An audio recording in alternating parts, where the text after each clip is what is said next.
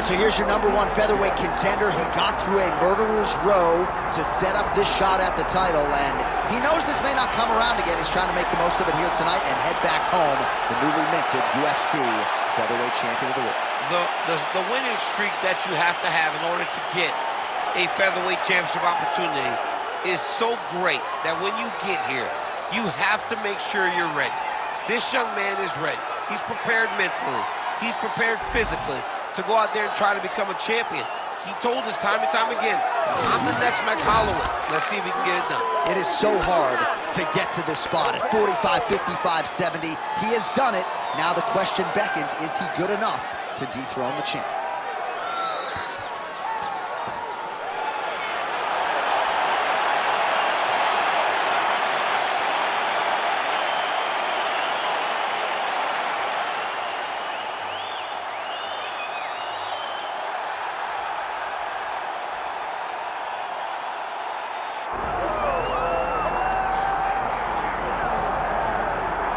Well, if you hear the ladies shrieking, that's because T-City is making his way to the octagon, the former title challenger, Brian Ortega. And a lot of people, DC, do believe for this jiu-jitsu practitioner, his ceiling is championship, and eventually he'll get it.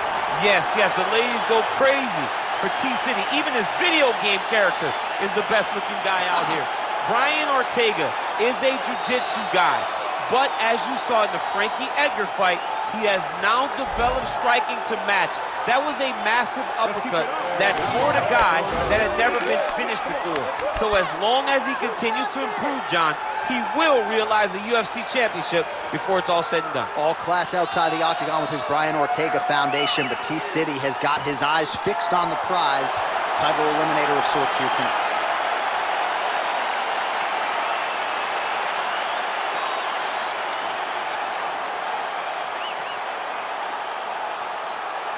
Our tale of the tape for this featherweight championship fight. Now for the official introductions, here's Bruce Buffalo. Ladies and gentlemen, this is the main event of the evening.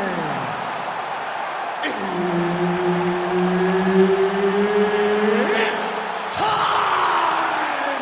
5 rounds for the undisputed UFC Heavyweight Championship of the world.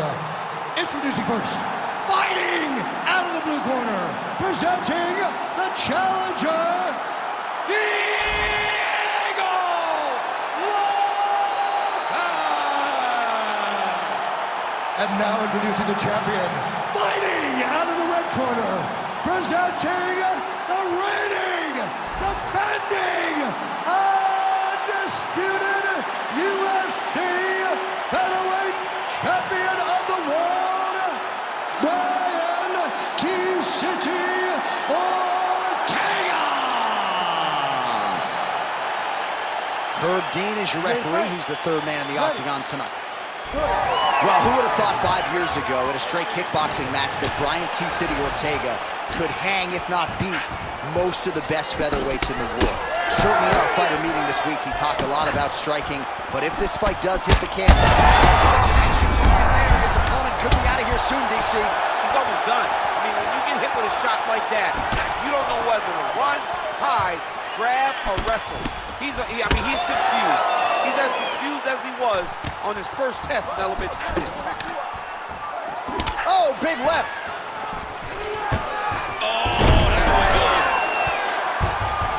High elbow guillotine. Oh, that guillotine choke is tough. Oh, he got out. How good is that? This guy is so aware. He never leaves anything long to allow for himself to get subbed. Oh, tight submission attempt now with the Darce. That Darce choke is tight. Oh, let's get submitted. Oh, that was deep, but he got out. That was beautiful submission defense by this guy. And now he reverses position. Wow. Under 3 minutes to go in round one. Oh, nice shot landed from the bottom. Oh, trying to pass here, but Dikembe Mutombo style, he gets denied. Block! Great job blocking that pass by the bottom fighter. Working off of his back here. Looks like he may try to hip escape.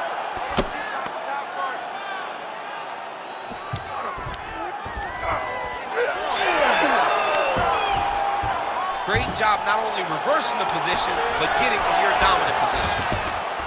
Great job changing the position and getting that reversal. And there you go, again, half guard. Great defense by this fighter. Drops down inside the now closed guard of his opponent. Let's see how patient he is as he attacks a submission or big ground and pound. Oh, he's got the ground and pound going now. These ground strikes are starting to add up. Lands a strike now from the bottom. Nice work there by T-City, Brian Ortega. Making all these shots count.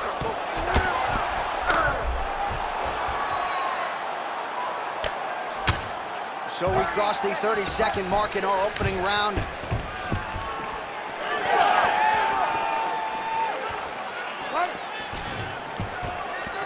Fighter lands a kick to the leg now, and a pretty good one at that. 15 seconds to go. Tries to work it into a takedown.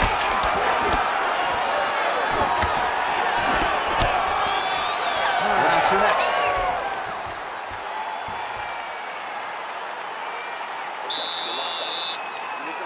Lost game. He's taking you down way too easy, and you're not even trying to get back up. I want you to put. All right, let's look back at the previous round, DC, and the elbow is certainly a big part of the narrative. Well, yeah, he's a tall guy. So if you're fighting him, you want to get close. What you don't plan for, or what you don't account for, is these nasty elbows that he's developed and that he uses the moment you come into range. Over and over, he landed those at a very devastating clip. You ready to fight? Ready. Here we are, early round two. All right, here we go. This next round is underway. He got worked in that previous frame. We'll see if he has recovered here as he enters this next round. You don't recover in a minute, so he needs to extend the recovery time. Fight at a slower pace. You cannot go in there slinging leather again, or he'll find the light shut out this time.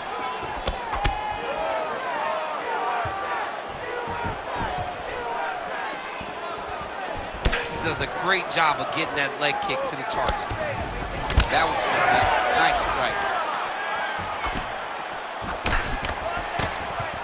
Oh, nice combination there. He is just killing him with volume tonight. Jab, right hand, body shot, kicks. What a masterful show of different techniques and ability to throw a combination.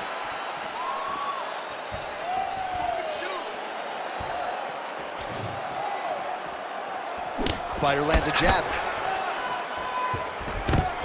Man, he has a great double leg. My goodness, he has a great double leg.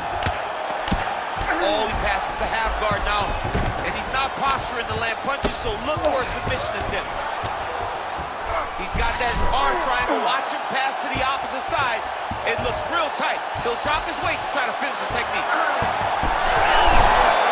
Okay, he's got it. That's it. Oh, how good is that as he gets out? That is great submission defense, keeping everything short and not allowing his opponent to get the submission victory. Might be a submission attempt here, champ. I mean, you cannot sit in a full guard. When you sit in the full guard, you give these guys so many opportunities. Ortega's back in full guard. Under 2 minutes to go in round two.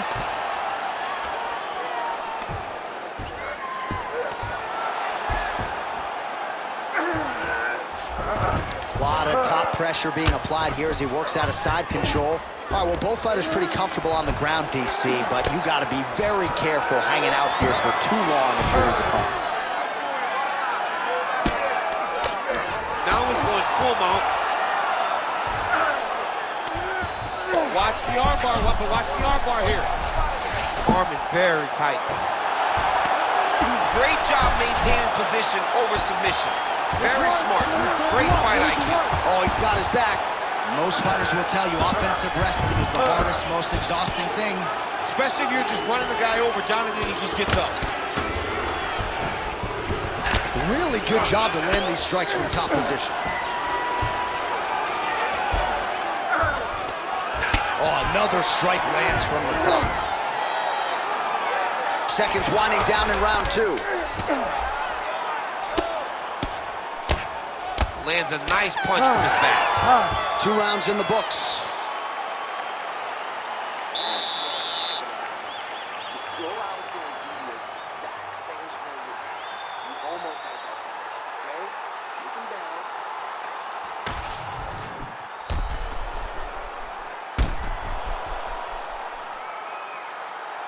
All right, so there's the horn. That means it's the end of the round, and a lot of good offensive wrestling work from him over those previous 5 minutes. I mean, great offensive wrestling.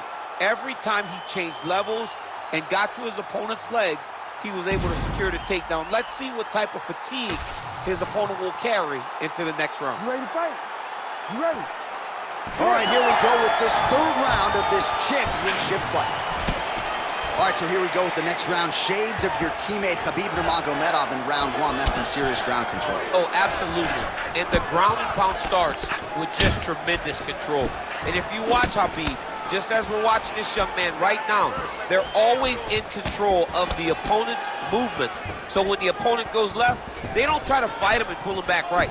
They just follow the hips. It's almost like they ride the wave. It's insane to watch a guy that has so much confidence. That is a huge shot right there, DC. You don't want to eat too many more of those. No, and he needs to start looking to finish now because he's got his opponent hurt very bad.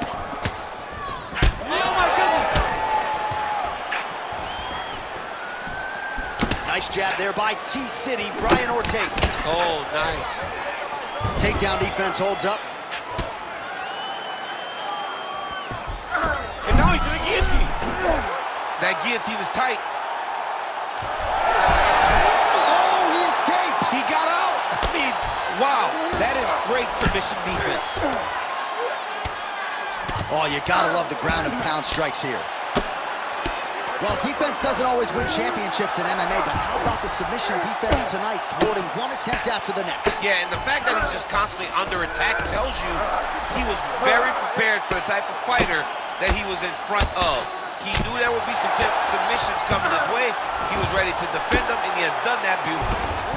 All right, so he can't get it here. Again, good awareness by the defensive fighter.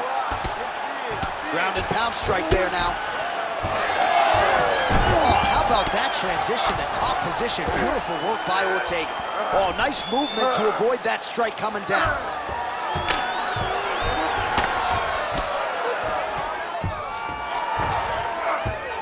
All right, full guard now, DC.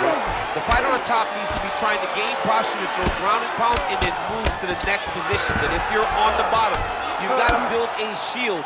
Try to push your opponent off to try to get back to your feet.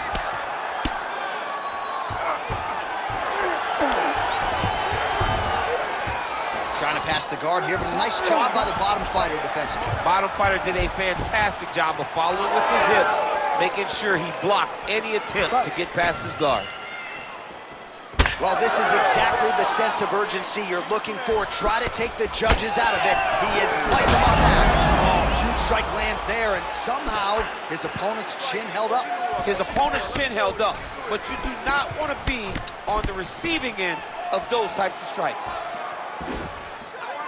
It's a right hand. And he's looking for that left hand, just missed. 15 seconds. Oh, there's that low kick. That'll leave a mark.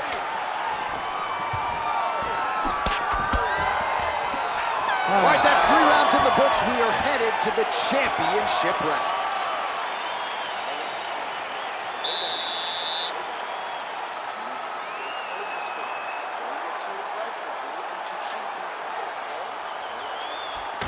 All right, a lot of high-level striking action in that last round. Daniel, take us through it, if you will.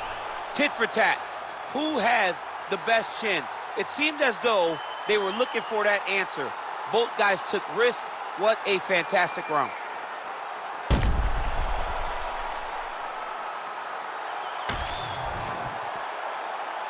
Ready to fight? Ready. We have arrived at the 4th round fight scheduled for 5 5-minute rounds. All All right, so here we go with our 4th round of a possible 5, and a lot of fighters change up their training camp when they're fighting 5 rounds versus 3. Yeah, you got to change it up.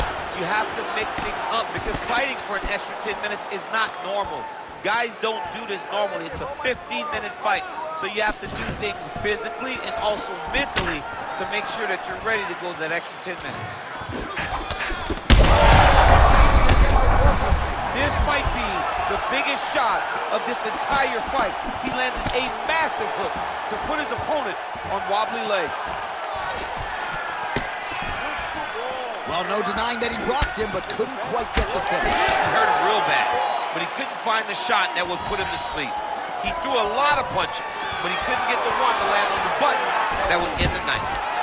Well, his wrestling has been a great equalizer thus far. All right, setting up for a finish here.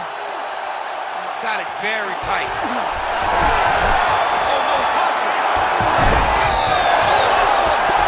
Ortega has arrived to the UFC. Oh, my goodness, a powerbomb. So just when it looked like he might get submitted, he slams his opponent down with authority as the tide turns here.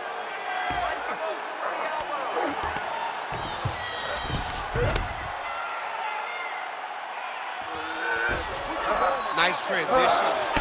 All right, so that opened up a cut around his eye area. He hasn't moved his head well. He was taking shots too clean, and now a cut has opened up.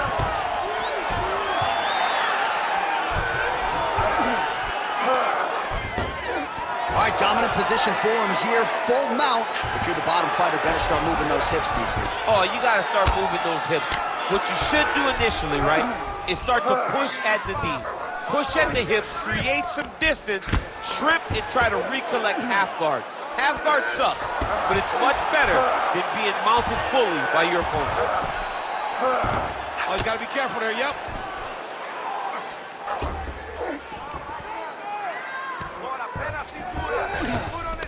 All right, half guard position here, DC. You have an extra hop in your step when you talk about fighters working out of this half guard. Oh, man, I like half guard as a top fighter. I understand half guard as a bottom fighter. Don't want to be there. It's very dangerous. But if you are there, you have to be winning the position of the underhook. It opens up so many opportunities for you to either escape or sweep.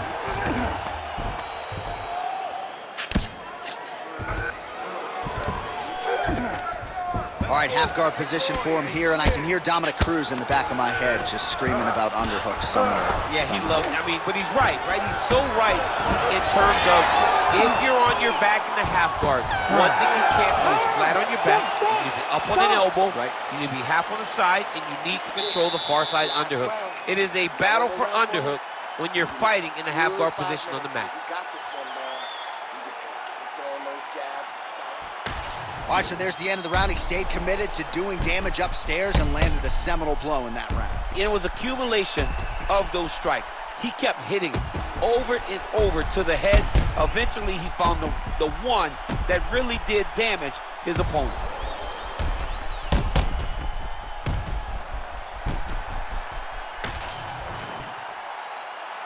You ready to fight? Ready. Here we go, 5th and final round. Oh, big punch lands. He's just being more aggressive, and because he's being more aggressive and more loose with his strikes, he's landing.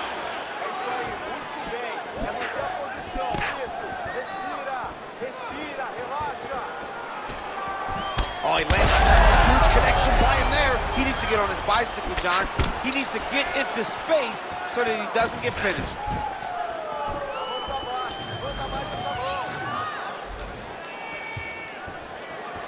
Oh, you gotta love the leg kicks, and there it is. Both fighters exchange in the pocket here.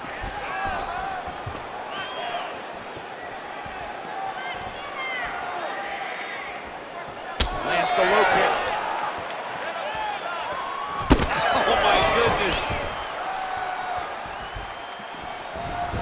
Strong defense here as the hook to the head is blocked.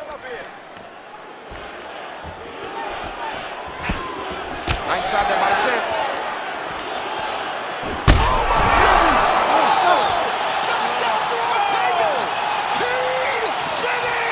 Wow! Oh my goodness, what a fight.